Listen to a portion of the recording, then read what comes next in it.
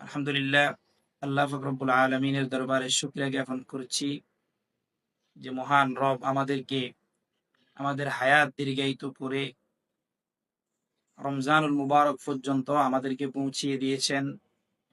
এজন্য আমরা শুকরিয়া আদায় করি আলহামদুলিল্লাহ।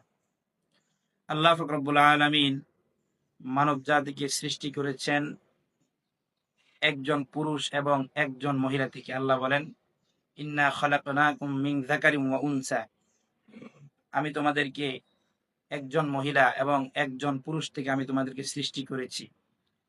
তবে আমি তোমাদেরকে সৃষ্টি করে হায়াত দিয়েছি, কাউকে 50 বছর, কাউকে 60 বছর, কাউকে 80 বছর, আবার কাউকে 100 বছর হায়াত দিয়েছি। আল্লাহকে আমরা প্রশ্ন করলাম, আল্লাহ তুমি আমাদেরকে হায়াত দিয়ে আবার মৃত্যু দাও কেন?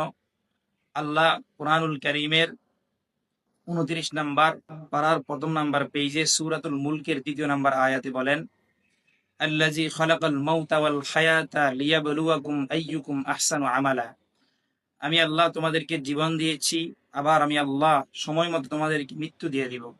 দেখবো লিয়াবলুয়াকুম আইয়ুকুম আহসানু আমালা, তোমাদের কে ভালো আমল করে, কে সুন্দর আমল করে, আমি এটা দেখবো। এজন্য আমি তোমাদেরকে জীবন দিয়েছি। আল্লাহ পাক রব্বুল আলামিন আমল করার জন্য আমাদেরকে সুবর্ণ সুযোগ করে দিয়েছেন রমজানুল মুবারককে। এই রমজানুল মুবারকেই আমরা আল্লাহ পাক রব্বুল আলামিনের ধার্য অনুযায়ী আমল করব। আমল করেই আমরা জান্নাত কামাই করব, জান্নাত অর্জন করব। আল্লাহ আমাদেরকে রোজা কেন দিয়েছেন, রমজান এই মাসটা আমাদেরকে কেন দিয়েছেন?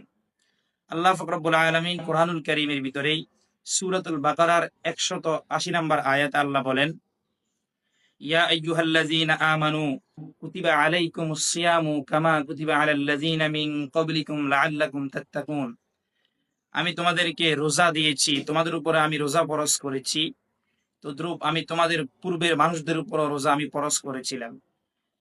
উভয় গ্রুপের উপরে রোজা ফরজ করার কারণ হলো লাআল্লাকুম তাত্তাকুন, যাতে করে তোমরা মুত্তাকি হতে পারো। রমজানের যে রোজা রয়েছে, রোজার উদ্দেশ্য হলো মুত্তাকি হওয়া।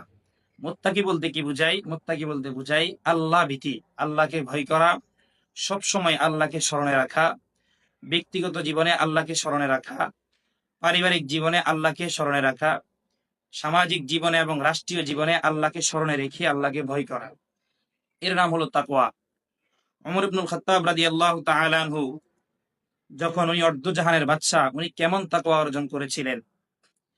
সকালবেলা এক সাহাবী যাওয়ার সময় ওনাকে দেখলেন ঘরের বাইরে বসে রয়েছেন। বিকেলে যখন আবার আসলেন, তখনও দেখলেন যে উনি ঘরের বাইরে বসে রয়েছেন। ওনাকে আসার সময় জিজ্ঞাসা করলেন, আমিরুল মুমিনিন, সকালবেলা আপনাকে দেখলাম আপনি বসে রয়েছেন, বিকেলে সন্ধ্যা আবারও দেখেছি আপনি ওই জায়গায় বসে রয়েছেন, কেন আপনি পুরা দিন এখানে ব্যয় করলেন? সময়ের তো অনেক মূল্য রয়েছে। ওমর ইবনুল খাত্তাব রাদিয়াল্লাহু তাআলা আনহু প্রতি উত্তর করলেন যে আমার ঘরে আমার যুবতী মেয়ে রয়েছে, তবে আমার স্ত্রী ঘরে নাই, ঘরে অন্য কেউ নাই। আমার ভয় হয় আমি যদি ঘরে যাই, শয়তান না জানি আমাকে ধোঁকা দিয়ে দেয়। এটার নাম